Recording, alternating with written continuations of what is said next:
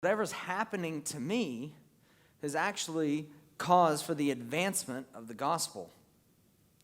And so in verse 13 he says, so that it has become known throughout the whole imperial guard and to all the rest that my imprisonment is for Christ. Verse 14. And most of the brothers, having become confident in the Lord by my imprisonment, are much more bold to speak the word without fear. Some indeed preach Christ from envy and rivalry, but others from goodwill. The latter do it out of love, knowing that I am put here for the defense of the gospel. The former proclaim Christ out of selfish ambition, not sincerely, but thinking to afflict me in my imprisonment. Verse 18. What then? Only that in every way, whether in pretense or in truth, Christ is proclaimed, and in that I rejoice. For I know that through your prayers and the help of the Spirit of Jesus Christ, this will turn out for my deliverance. As it is my eager expectation and hope that I will not be at all ashamed, but that with full courage, now as always, Christ will be honored in my body, whether by life or by death. Now I want you to focus on this verse. For to me, to live is Christ, and to die is gain. If I am to live in the flesh, that means fruitful labor for me. Yet which I shall choose, I cannot tell. Look at verse 23. I am hard pressed between the two. My desire is to depart and be with Christ, for that is far better. But to remain in the flesh is more necessary on your account. Convinced of this, I know that I will remain and continue with you all for your progress and joy in the faith, so that in me you may have ample cause to glory in Christ Jesus because of my coming to you again. This is the theme verse of Philippians. If Philippians had one verse that wraps up everything that it's about, it's this verse. I want you to follow along because it matters. Only let your manner of life be worthy of the gospel of Christ, so that whether I come and see you or am absent, I may hear of you that you are standing firm in one spirit, with one mind, striving side by side for the faith of the gospel, and not frightened in anything by your opponents. This is a clear sign to them of their destruction, but of your salvation, and that from God.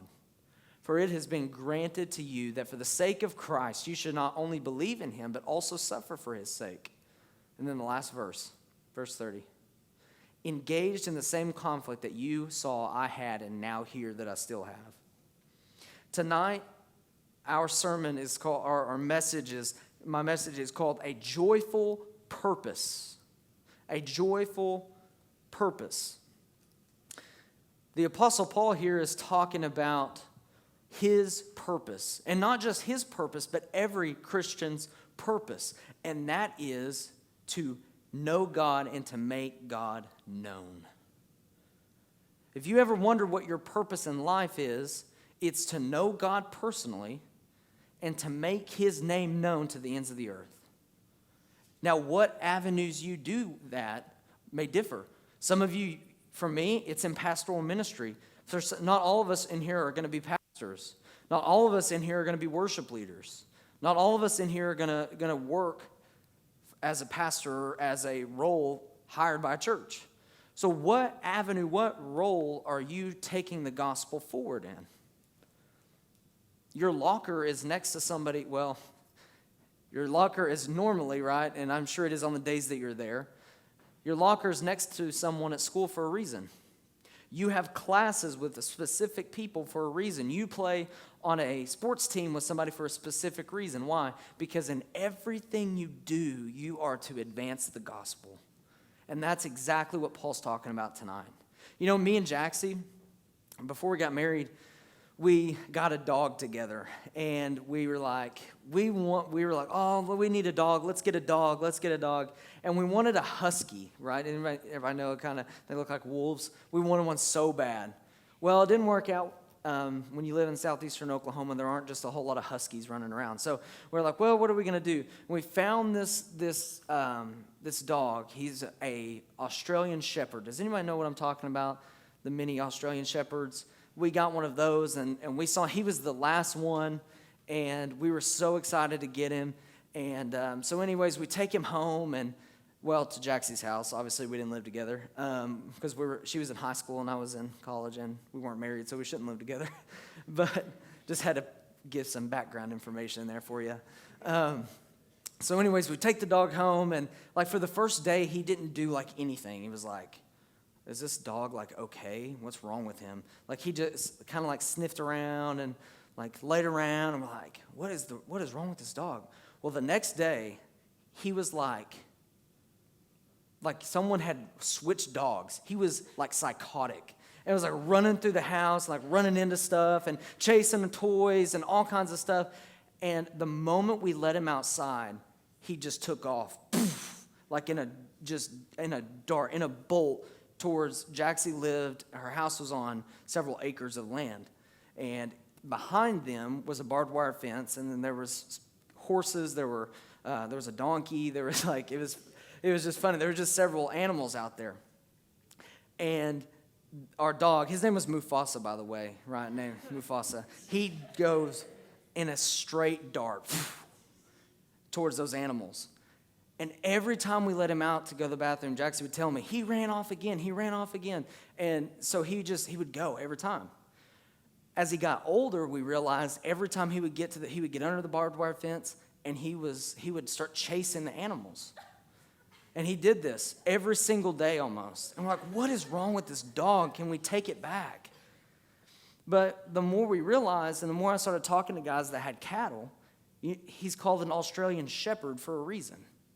He was born to shepherd animals.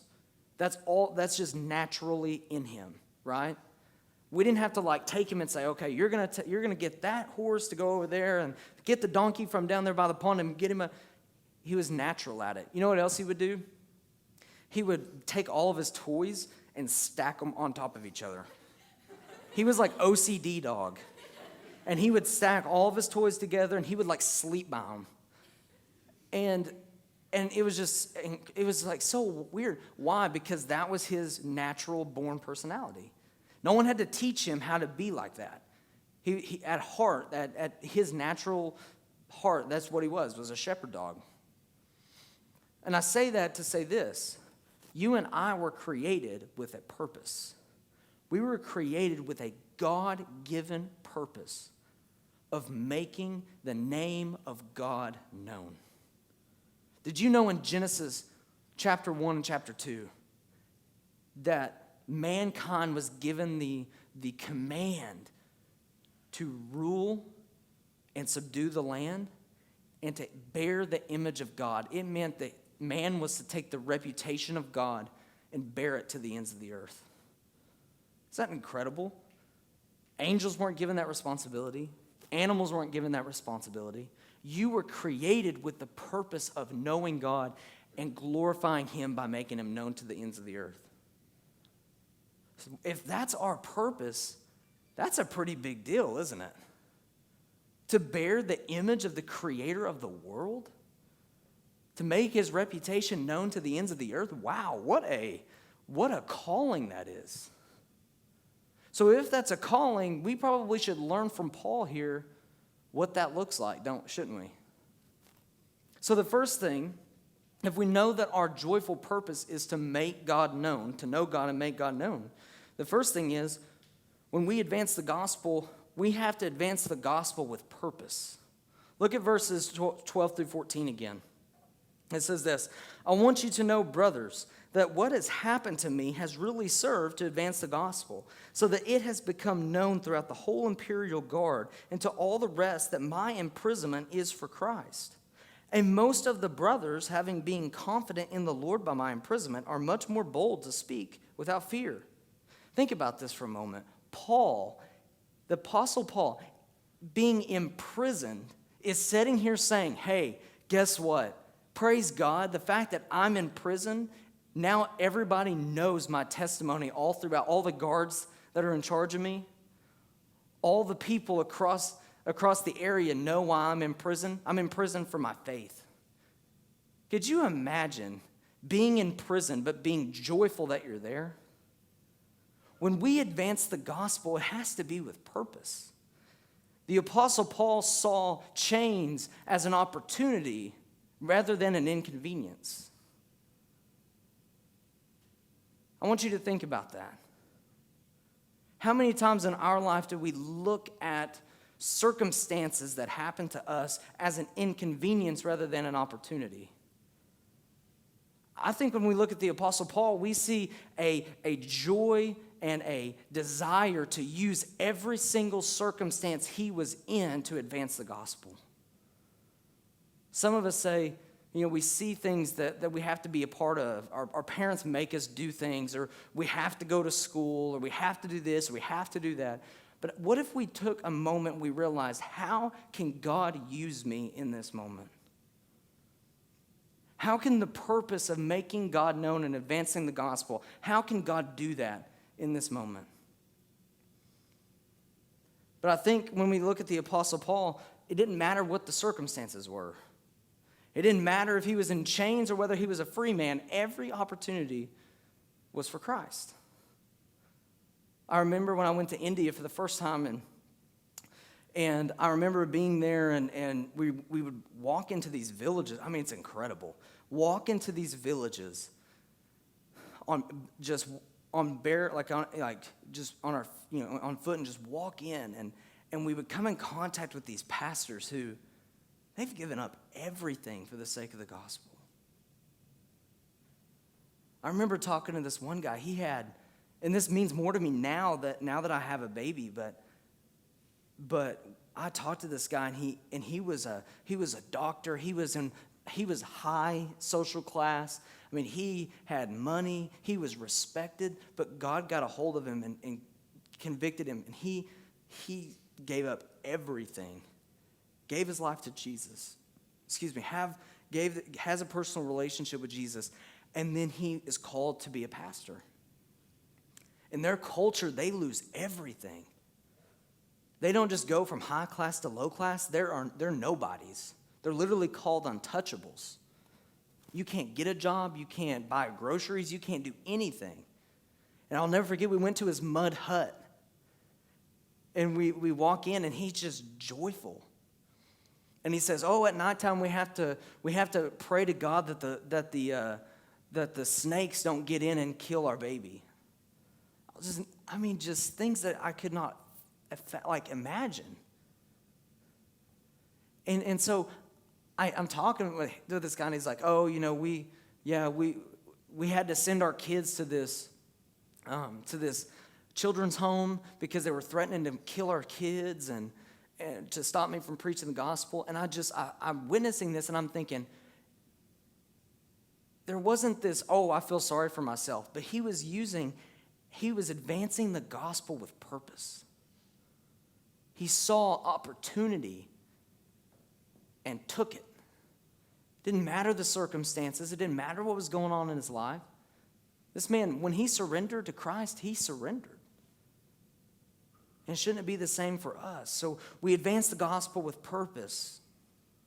But look at, what else we do? We should advance the gospel with proper motives. Look at verses 15 through 18.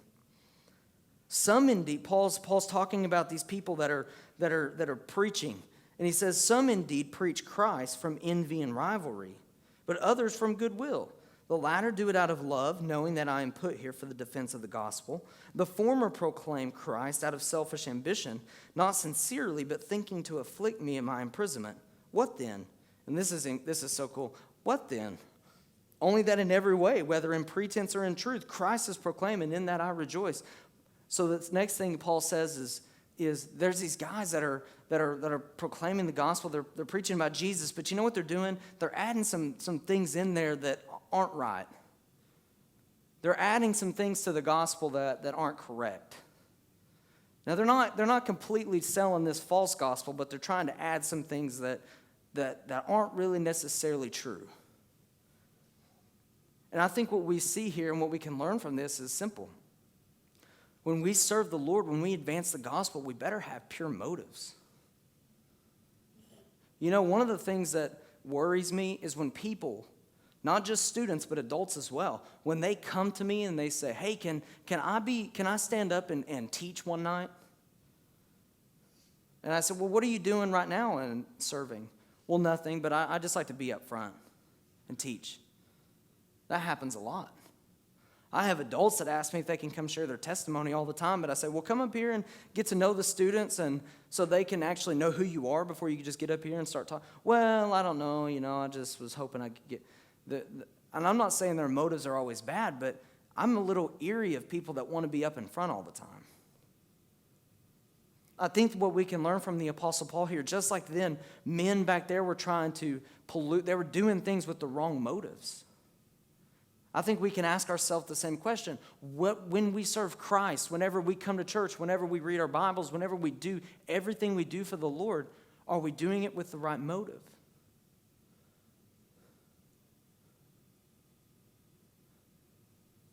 The next thing, look what he says in verses 19 through 26. I've got two more things, this one and another one, and I'm finished. This is where it gets incredible. So we want to advance the gospel with purpose. Advance the gospel with purpose. Find opportunity in the mundane. Find opportunity in the negative. Find opportunity no matter what happens. Advance the gospel with purpose. Not just this late, I'll share maybe if I get a chance. No, do it with purpose, with confidence. But look what he says, advance the gospel with proper motives. But look at the third thing. Look at verses 19 through 26. For I know that through your prayers and the help of the Spirit of Jesus Christ, this will turn out for my deliverance. As it is my eager expectation and hope that I will not be at all ashamed, but that with full courage, now as always, Christ will be honored in my body, whether by life or by death. For to me, this is such a huge verse. This is what it means whenever your life is all about advancing the gospel and knowing Christ. These are the type of statements you make. For to me to live is Christ. If I'm going to live on this earth, it's about Jesus. But for me to die is gain. Paul says, listen, I either going to live on this earth and advance the gospel, or I'm dying and going to heaven. So either way is great for me. Look what he says in verse 22. If I am to live in the flesh, that means fruitful labor. That means I'm going to get after it. That means I'm going to advance the gospel. Then he says, yet which I shall choose, I cannot tell. Now, at this moment, you have to realize, remember we talked last week, he didn't know if he was going to die and be executed or not. He's in prison. He has no idea when he's going to be executed. So he's like, hey, if I die, I'm going to go be with the Lord. But if I'm here, I'm going to work. He says, I'm hard-pressed between the two. My desire is to depart and be with Jesus, for that is far better. Isn't that better than being in a prison cell? I mean, that's pretty much what he's saying. It's better to be with Christ than on this earth. Look what he says in verse 24. But to remain in the flesh is more necessary on your account.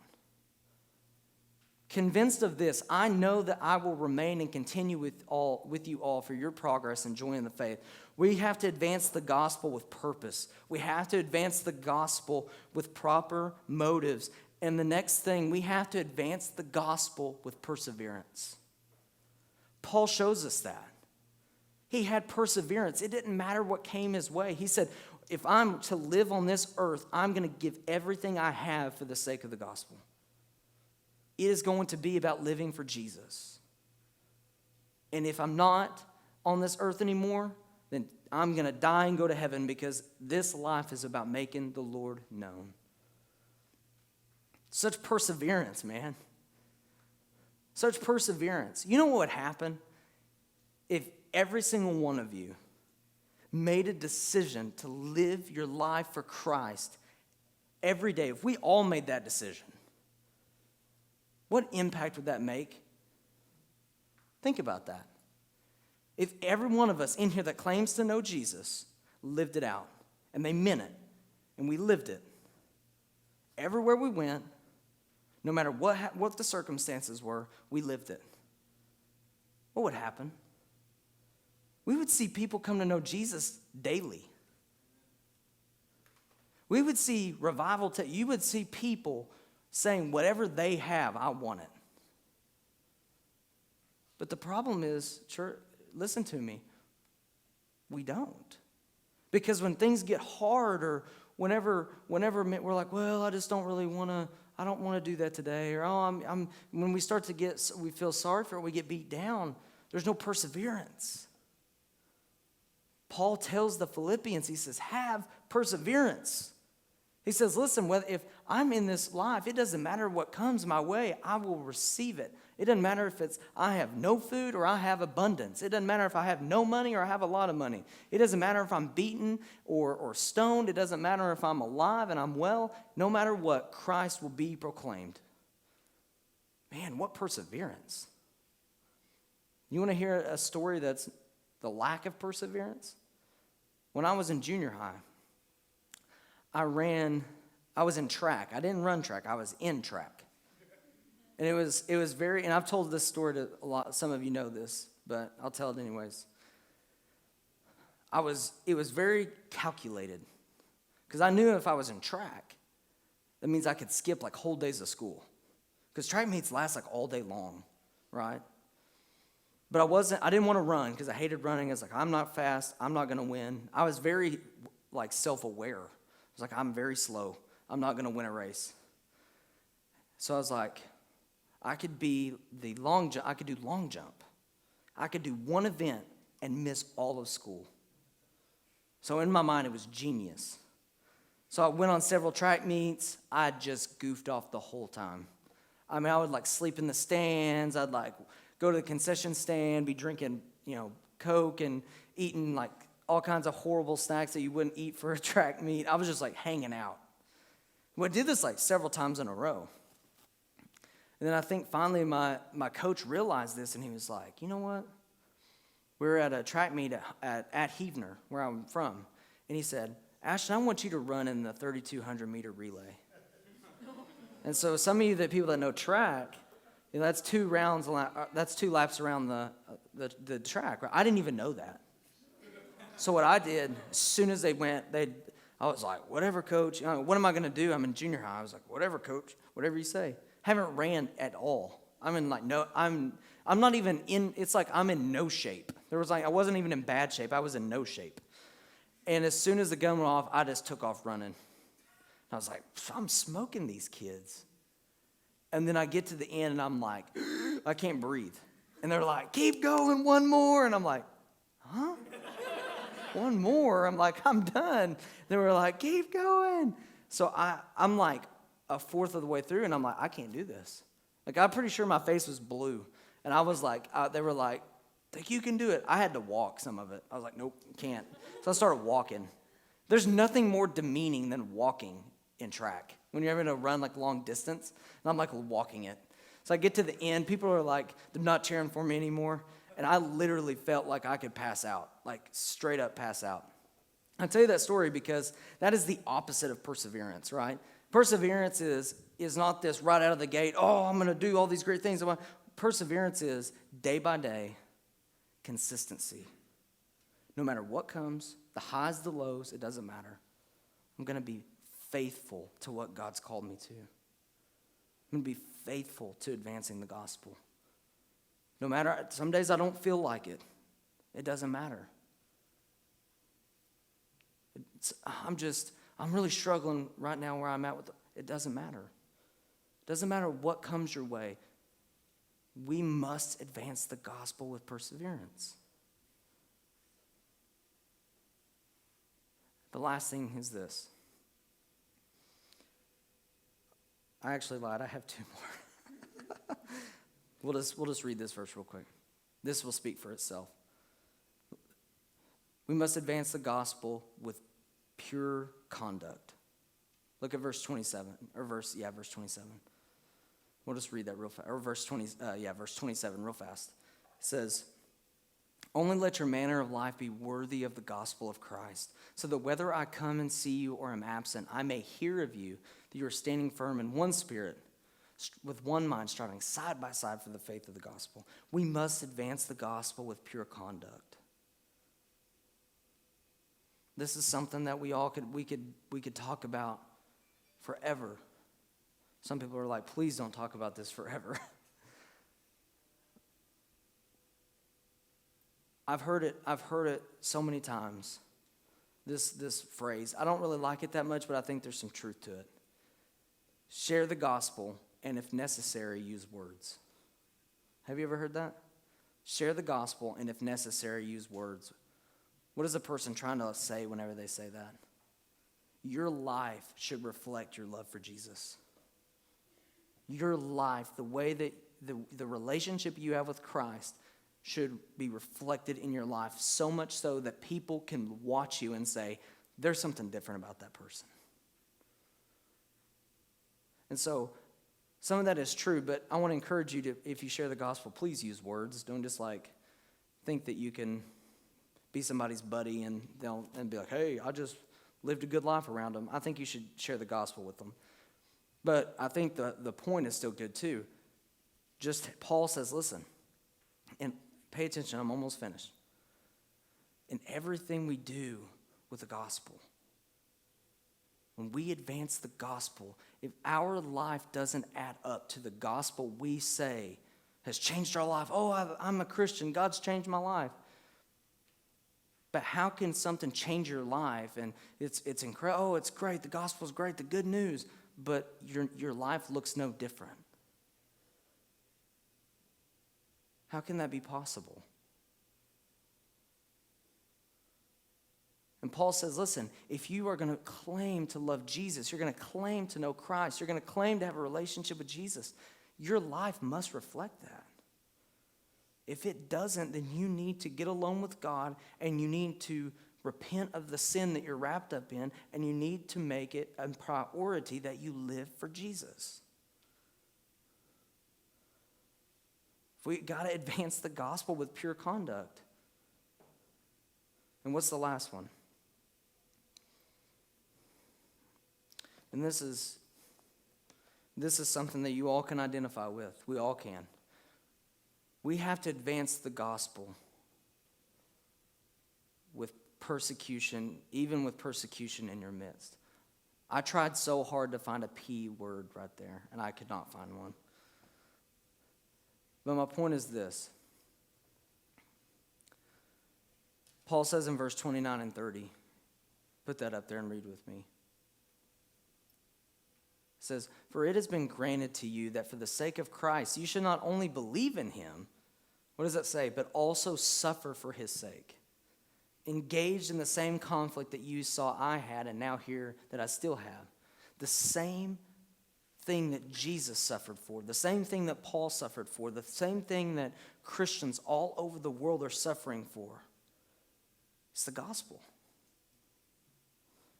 And you and I, guess what? Paul says, you don't only get to share in the blessing with Jesus, but you also get to suffer with him. Isn't that great? If we are going to advance the gospel, we have to realize there's going to come a time, listen to me, there's going to come a time where you're going to have to make a stand for whether you believe in Jesus or not. You are going to face some kind of conflict with people that you will either have to stand as a Christian or bow as a person who rejects Jesus. That time will come. And Paul says, listen, you get to share in that just like Jesus did, just like I did. You get to share in that. That you will suffer if you claim to be a follower of Jesus and you are true. You will suffer. But we have to realize that's part of our mission. It's not easy. Nobody said it would be easy. But God's called us to something great, hasn't he? Advance the gospel.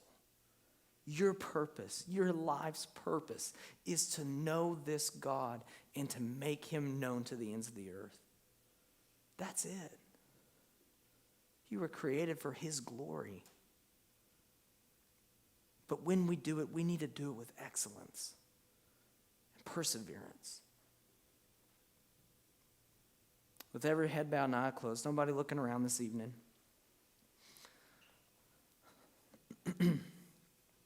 I want to give you some application. Everybody head bowed and eye closed. How can you apply this to your life? This is the first question you need to ask yourself. Don't just focus on you right now. Don't think about everybody else around you. Don't think about anything else. Just focus. I want to ask you a question. Don't raise your hand. Just ask yourself quietly. Are you fulfilling the purpose that God has given you? And what was that purpose? To know him personally and to make his name known. Are you doing that? And if you're not, why not?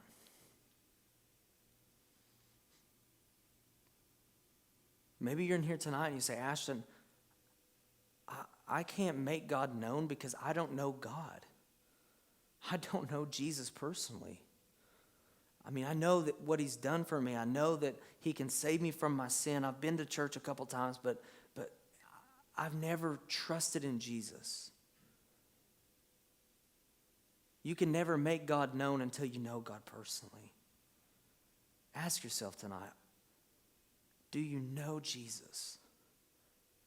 And if you're a Christian, if you know Jesus, are you making him known? Are you fulfilling your purpose?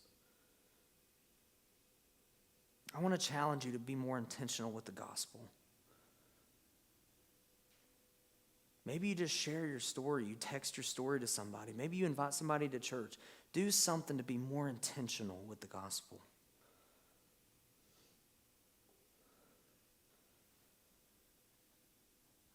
If we're not intentional, nobody's going to be. It's our responsibility, Christian. I want to ask you to do those two things. Ask yourself, are you fulfilling your purpose? And if you're not, then I want to encourage you to be more intentional. And if you say, well, what does that look like? We can talk about that. There's so many opportunities, so many things you can do to be intentional with the gospel that are baby steps so that you can learn how to share the gospel.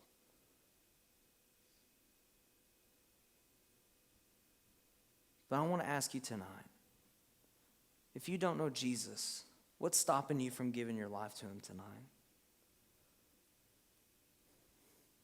What's stopping you? You come to church week in and week out, or maybe you've been to church a couple times, or maybe you don't know a whole lot about God. But let me ask you, what's stopping you from giving your life to Jesus tonight? To where you are doing the first part of your intended purpose. Do you know God tonight? Do you know Jesus? With every head bowed and eyes closed, nobody looking around. If you're in here tonight and you say, Ashton, I don't know Jesus personally, but I would like to. I need help. I need someone to show me what to do. If that's you tonight, if you say, I would like to give my life to Jesus, would you just slip your hand up? Say, tonight I'd like to give my life to Jesus. Just slip your hand up. That's it. I'm not going to call you out. I'm not going to make you stand up or do anything crazy. If that's you tonight, would you just slip your hand up and say, I want to know Jesus tonight?